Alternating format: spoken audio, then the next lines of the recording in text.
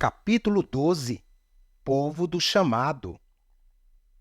Disse que existem duas coisas que os seres humanos não podem fitar diretamente sem enlouquecer: a glória de Deus e a escuridão da maldade humana.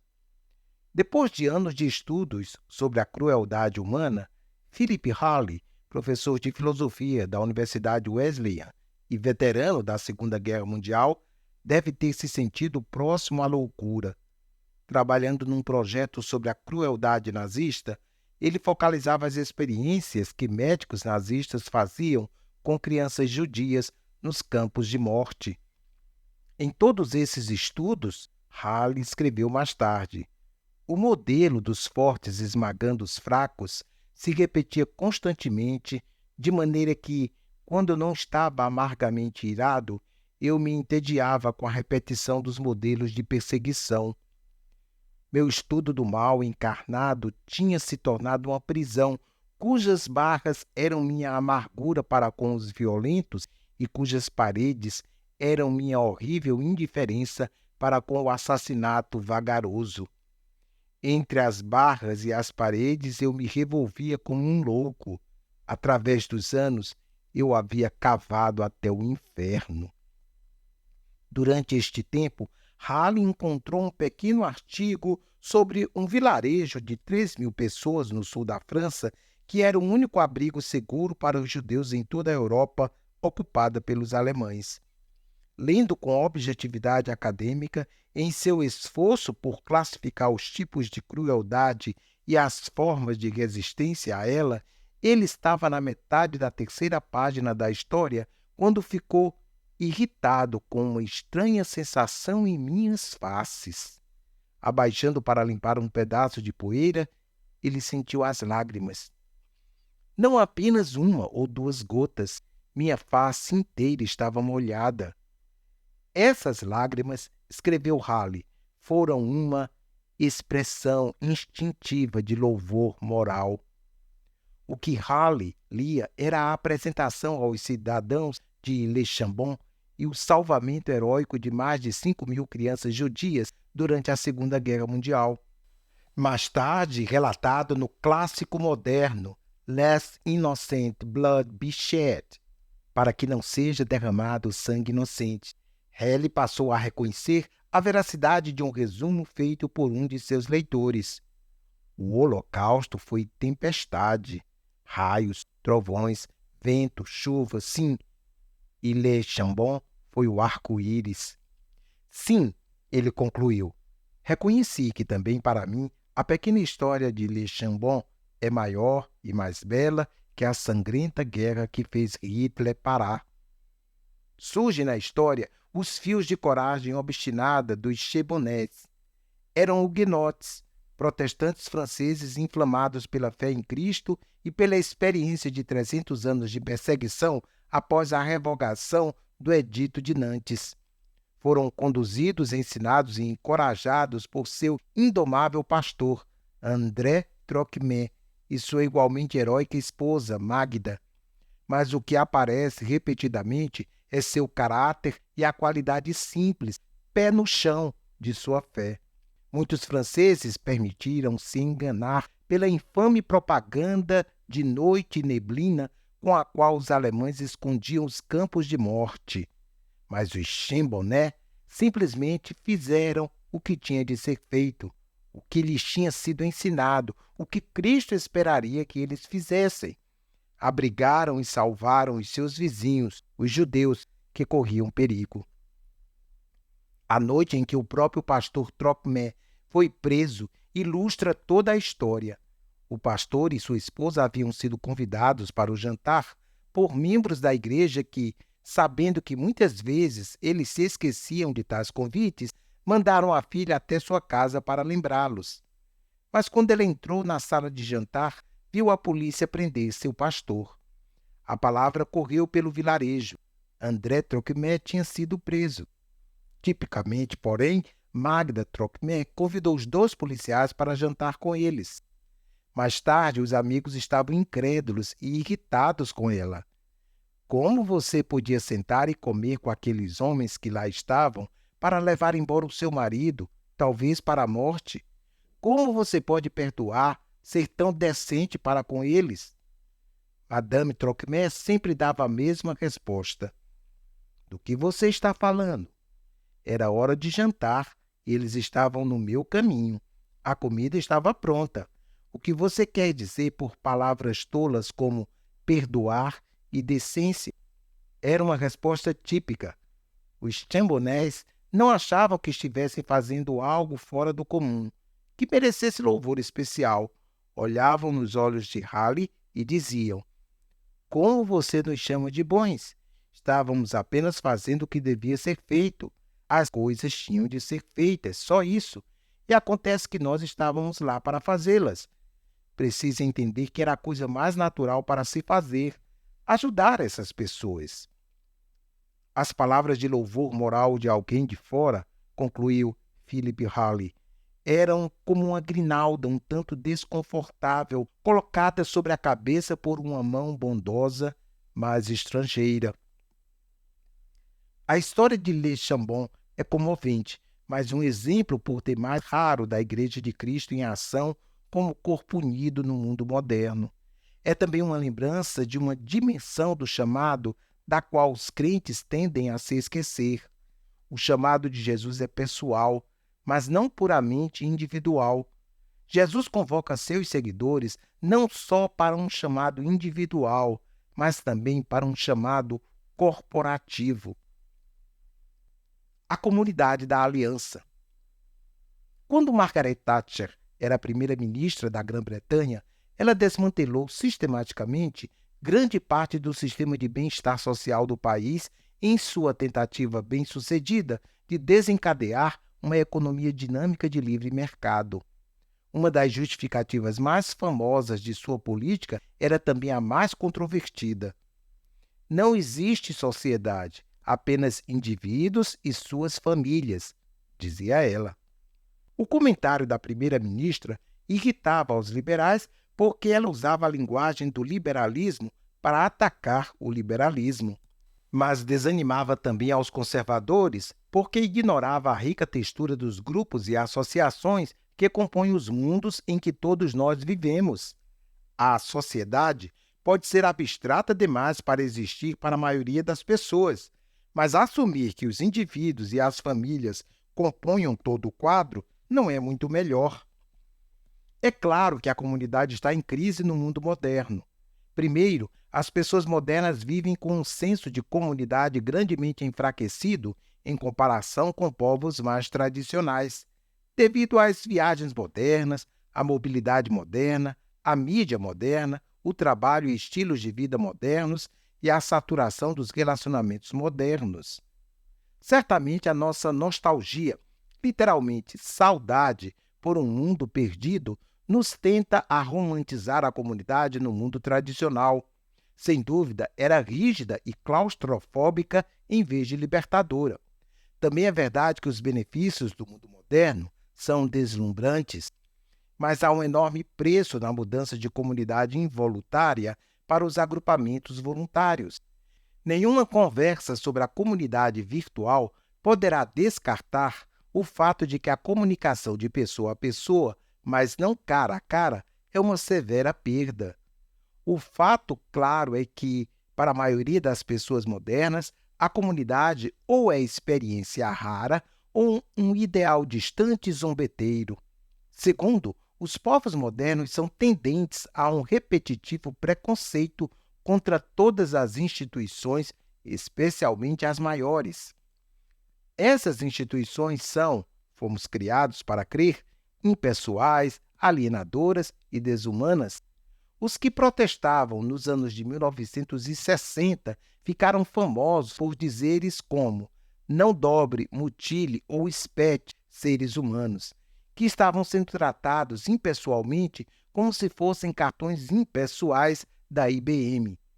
Mas a maior preocupação, que se tornou o grito daquela década, tem raízes mais antigas, numa multidão de críticas sobre o surgimento do mundo moderno. O grande cientista social alemão Max Weber, por exemplo, foi o primeiro a oferecer uma análise penetrante da burocracia moderna.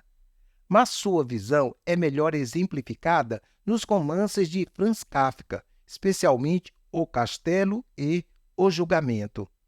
O mundo de O Castelo é o domínio do poder e da autoridade burocrática.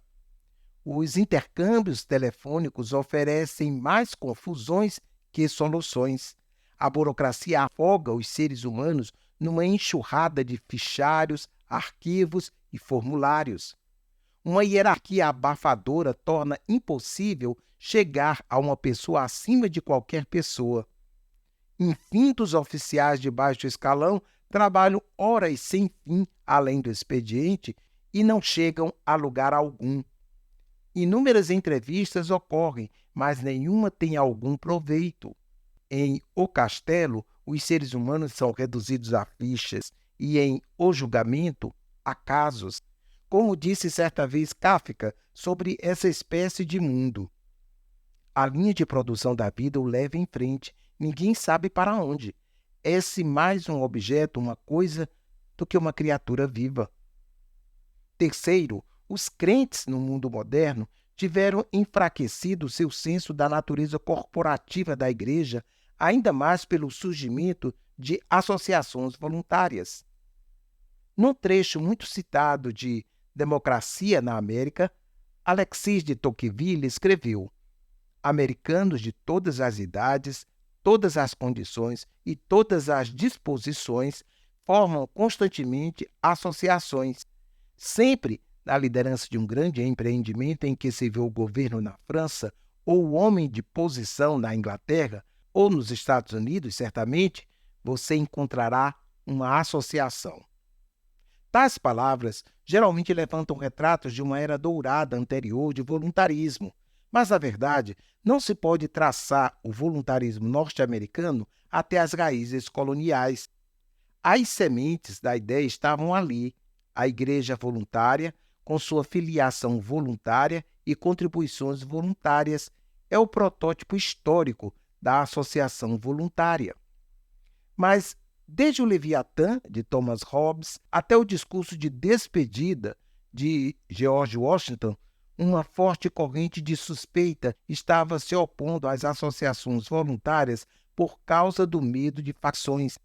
Já que nada deve existir sem o controle do Estado, escreveu Hobbes, as associações de voluntários eram vermes nas entranhas de Leviatã. Associações voluntárias, na verdade, só floresceram pouco antes do surgimento de Tocqueville, estimulado por líderes evangélicos, tais como Lima Beach, de Connecticut.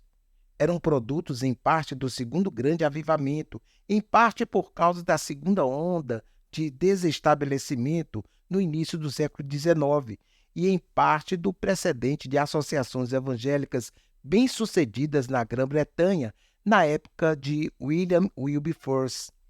Mas o que importa é o resultado.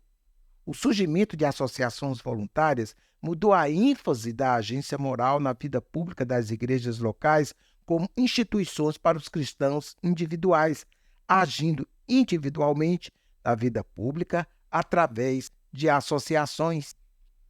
O resultado foi tremendamente benéfico. As associações voluntárias levaram a um surto de empreendimentos diversos, criativos, que nenhuma igreja local sozinha poderia ter igualado.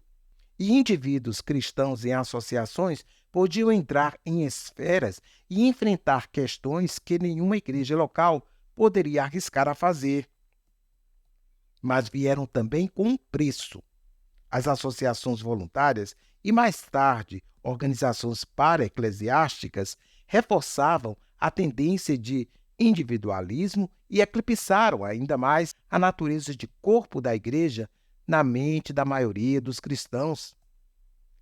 Esses três principais fatores foram reforçados por numerosos outros de menor importância, não menos o fato de que a corporação empresarial virtualmente tomou conta de toda a linguagem das instituições corporativas. Quando hoje dizemos corporação, quase sempre estamos nos referindo a empresas.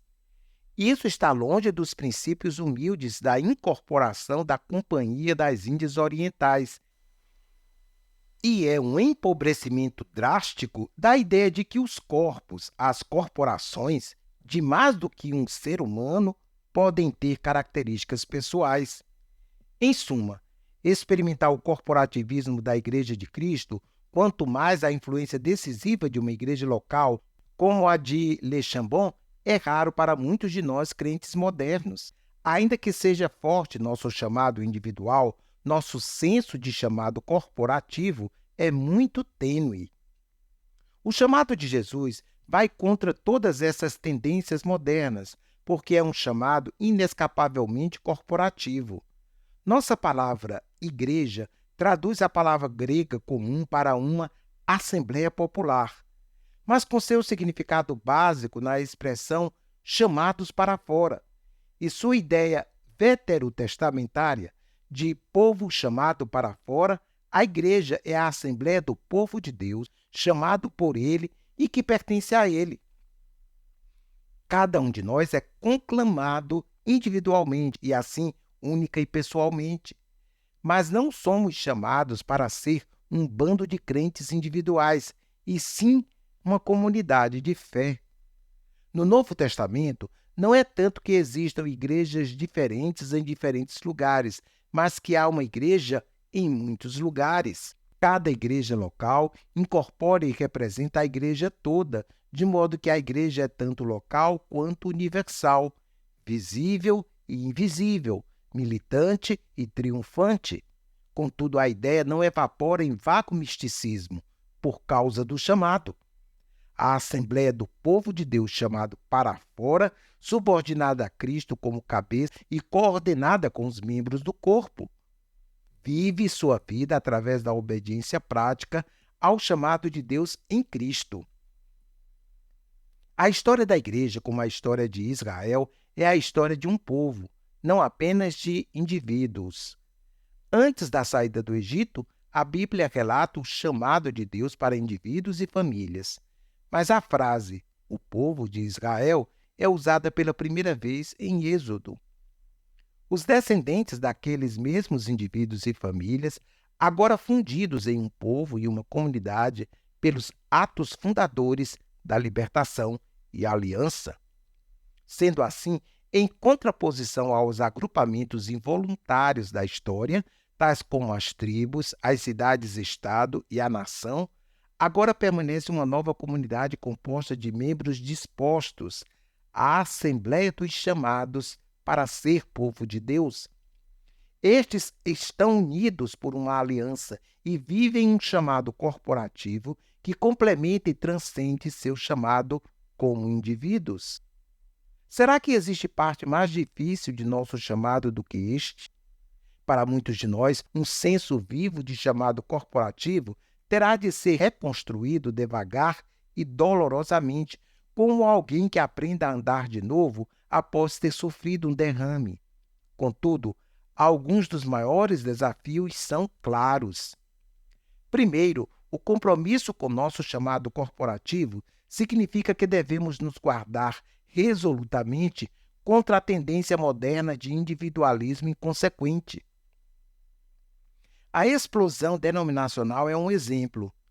De acordo com a World Christian Encyclopedia, Enciclopédia Cristã do Mundo, 1982, havia uma estimativa de 1.900 denominações cristãs no início do século XX e uma estimativa de 22.000 no final. Sob a influência do mundo moderno, o acidente histórico das denominações tornou-se um desastre teológico para qualquer pessoa que creia numa só igreja. Como é melhor a generosidade de espírito de John Bunyan, que escreveu: "Quero ser, como espero que sou, um cristão." Mas esses títulos facciosos de anabatista, independente, presbiteriano e outros tais, concluo que não vêm de Jerusalém ou Antioquia, mas do inferno ou da Babilônia. Ou George Whitefield, que disse: "Pai Abraão, quem tens no céu? Episcopais? Não. Alguns presbiterianos? Não. Alguns independentes ou metodistas? Não, não e não. Não conhecemos esses nomes aqui. Todos os que aqui estão são cristãos. Ah, então é este o caso? Que Deus nos ajude a esquecer dos nomes partidários e tornarmos-nos cristãos de obra e de fato. Ou William Wilberforce, que disse: embora eu seja episcopal por nascimento, sinto uma unidade e simpatia com a causa de Deus em todo lugar, que nada daria maior prazer do que comungar uma vez por ano com toda a igreja que mantém a cabeça, o Senhor Jesus Cristo. Para muitas pessoas, outro desafio do individualismo está mais próximo e é mais fácil de mudar: o compromisso com o culto fiel e regular. Um dos fatores mais bizarros da Igreja Ocidental é a incidência de líderes cristãos indisciplinados quanto ao culto regular na Assembleia do Povo de Deus. As desculpas são legião: os horários muito cheios, a riqueza de reuniões de comunhão alternativa, um desdém pelo legalismo e a suposta distração de um cristão de projeção frequentando um culto. Mas o resultado é uma displicência quanto ao culto, triste contradição de sua liderança. Segundo, o compromisso para com o nosso chamado corporativo significa que devemos honrar o propósito e os interesses da Igreja de Cristo em todos os nossos chamados individuais. Uma forma em que deixamos de fazer isso é com o erro do particularismo. A ideia de que só existe uma forma particular cristã de fazer alguma coisa, e, é claro, nossa maneira é a maneira cristã. A falácia do particularismo vem do fato de que Deus não nos tem falado definitivamente sobre todas as coisas. Obviamente, não era sua intenção fazê-lo.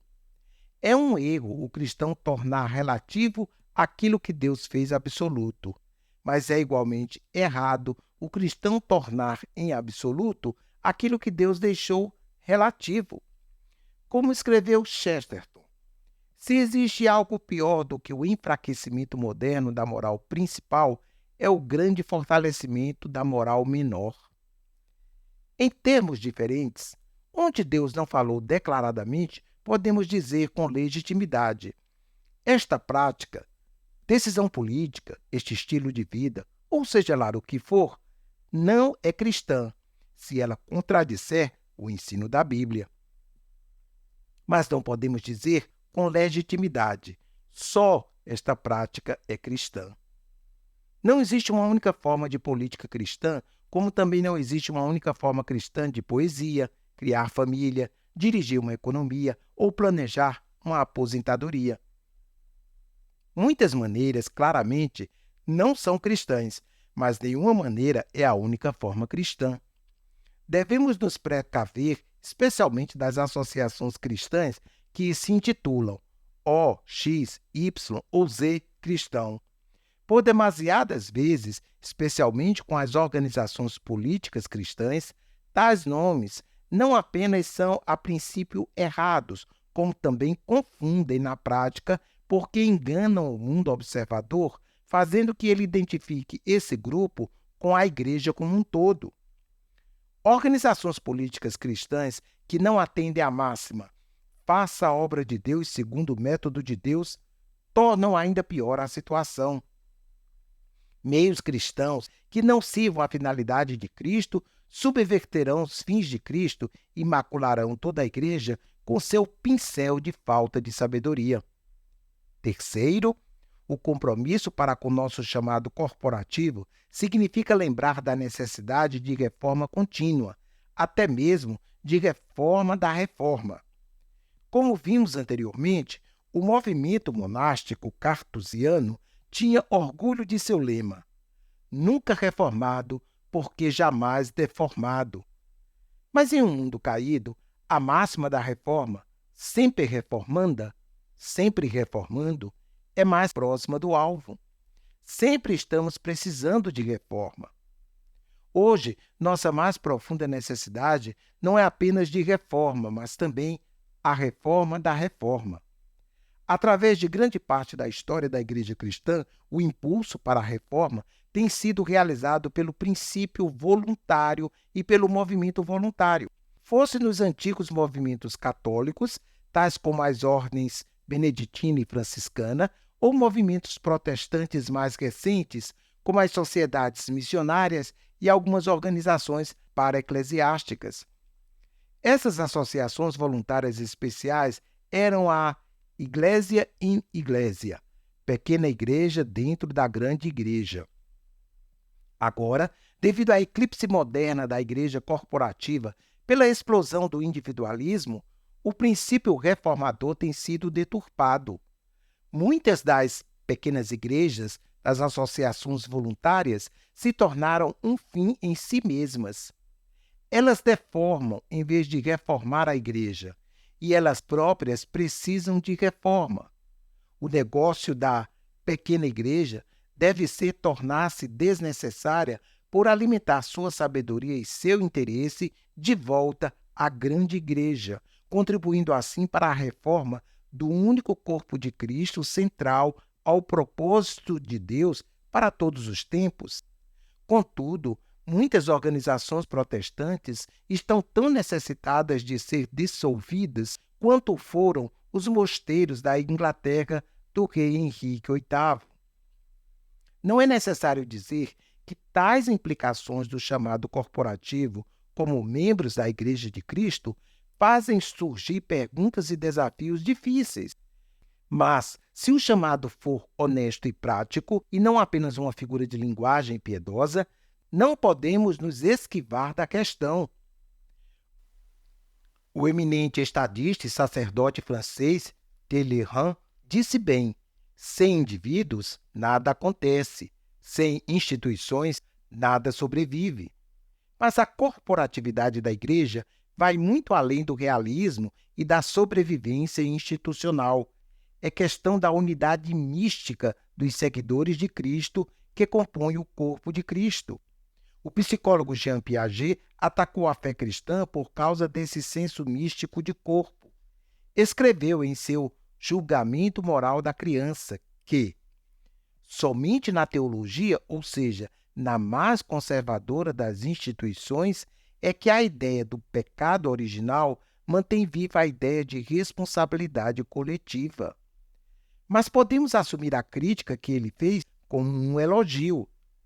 Não só o pecado original, como também as noções mais positivas de corporatividade, como a de que a Igreja é o corpo de Cristo e a comunhão dos santos, fazem parte da glória do Evangelho.